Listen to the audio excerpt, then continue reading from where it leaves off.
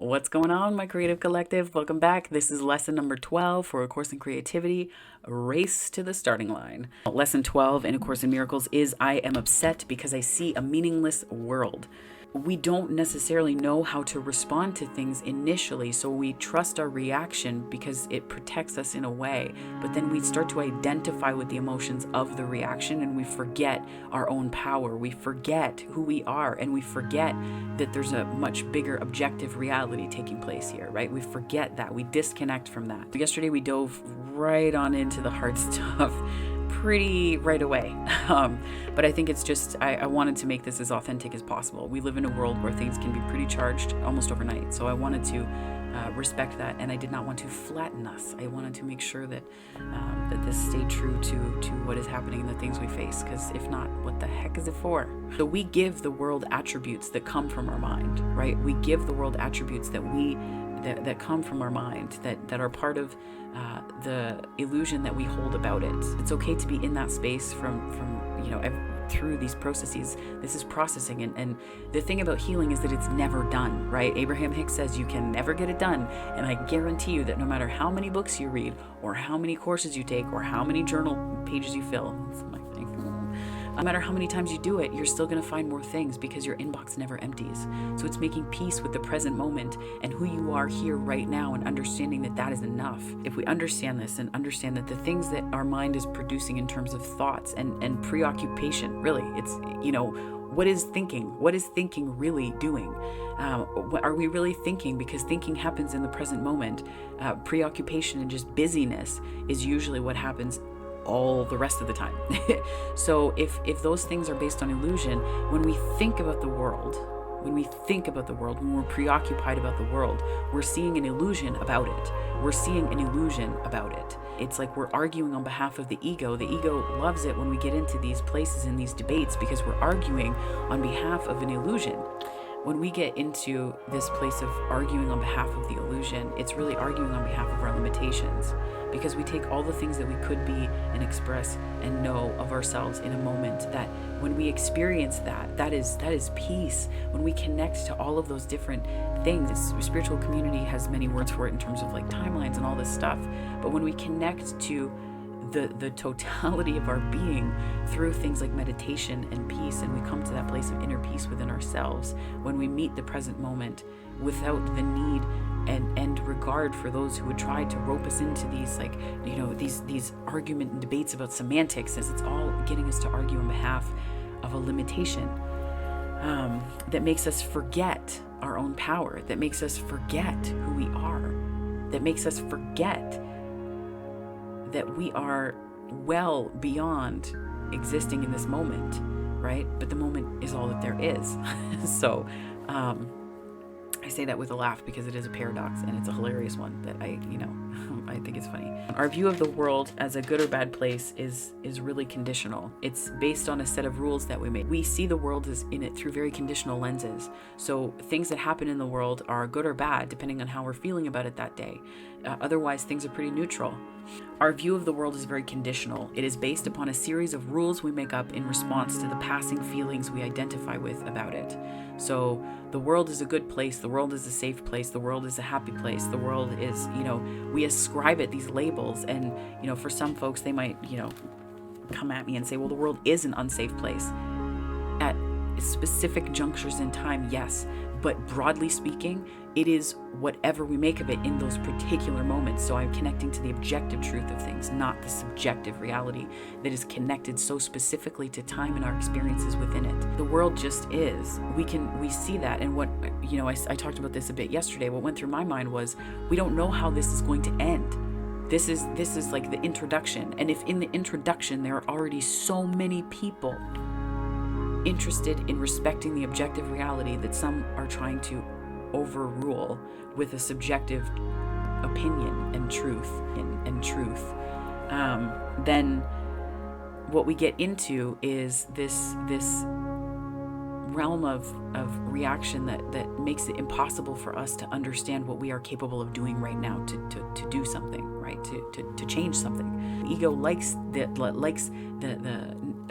it's like the Occam's razor of ego, right? Like it loves that space. So I think that we need to respect the fact that we give the world meaning. As much as we think that the world just has a meaning inherent to it, we give it all the meaning that it has. We give it all the meaning that it has. When you listen to what the world really is, not from the past or fear of the future, but right here, what is it? What is it, right? We can't change the world overnight. We can't change specific dynamics of it overnight. And the point isn't to get caught up in the illusion of what it is right now, because when we do that, we shrink ourselves. Whether we realize it or not, we shrink ourselves. And that's part of the game where the ego says, fight on behalf, prove it, prove me wrong, prove it differently.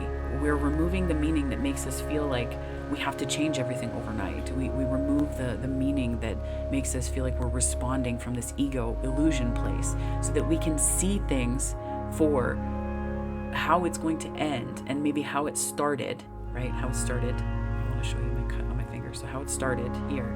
We're seeing how it might end, and then how it comes together in the present moment. And there's a wider take that we're able to have. We have to respect the fact that we are in bodies that feel things. We are in bodies with emotions. And to neglect that is an act of spiritual bypassing. That is an act of bypassing itself. So, and it's also gaslighting in the highest and grossest form, where we're trying to encourage people not to feel things that affect them, to not to feel things about what is personal to them. There are many ways that we can see the world. There are many ways that we can see the world. And a lot of our view is conditional, right? On the days where I hear news about trans folks, meeting with violence, those do not feel like good days to me, because my heart hurts for my community, right? My heart hurts for them. I do not understand how, I don't understand how we live in a world that cannot just see humans as humans and leave them be. I don't understand that. I think even in these situations, it's important for us to pull back and again, to sink into the understanding of what's possible for us to see there. Because if we're in that fixed place, we can't see. We can't really see our power. We can't really see our strength. And I think that the ego loves that, because then there's fear and judgment and shame and guilt and all of these things that we should be doing that we can't, that we couldn't, that we aren't, possible, that's not capable, we're not capable, we are or aren't all of these different things. And it just gets into this cluster of disconnect. The reason why these things feel so bad when they happen is because the objective reality is connection.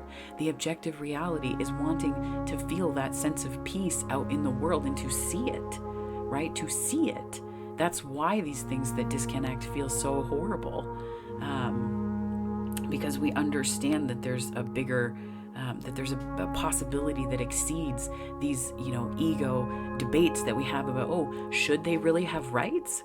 Should they have the capacity to choose? Should they? I don't know. What? Right? It encourages debate about things that should just not be debated. Not only do we get to choose how we see the world after we have our emotional processing of it, we then get to choose to remember ourselves and what it is that we're here for, and the fact that we're, spiritual beings having a human experience. And when we connect to that truth, so much more of our power to change things becomes accessible to us. We first have to respect the fact that we are in human bodies that have emotions, that are deeply affected by things like what's been happening in the States this week, or, as examples that I've used as a trans person. These things happen. These are happening, and the way that the body responds to them cannot just be negated because we have a spiritual idea, because that then becomes an expression of ego. But what is the world right now? What is the world right now? Apart from our interpretations of it based on how good or bad a day we're having in it. What is the world right now? Apart from news headlines, apart from legislative decisions being made in the States, apart from legislative decisions being made, period, apart from political cycles, apart from all of these things, what is the world right now? That's where you also find the truth of who you are right now. who is incidentally bigger, broader, and wider reaching and wider spanned than the things that make the world a conditional place for so often. This is the truth that is important to connect to, because again, in it and through it, we remember our power. And when we remember our power, that gives us, we remember that a different world is possible. We remember so much more. I am upset because I see a meaningless world. I think this is just about remembering that your thoughts can disconnect you from a sense of peace and a sense of regulation in the face of the ego's games, particularly when they play out on stages like Supreme Courts or other places. So just keep that in mind. It's a tough one, right? Like, as a trans person, I keep going back to it. There are times where I get caught up in all of these things too. I'm very human, right along with the rest of you. Like, this human experience, we have to honor and respect that. So give yourself some space and room, and really have compassion with yourself, and be gentle with yourself today and this week and into the coming weeks as more of this unfolds and plays out. You know, I would encourage just being with the situation first, just being with it, letting it just sit before we decide.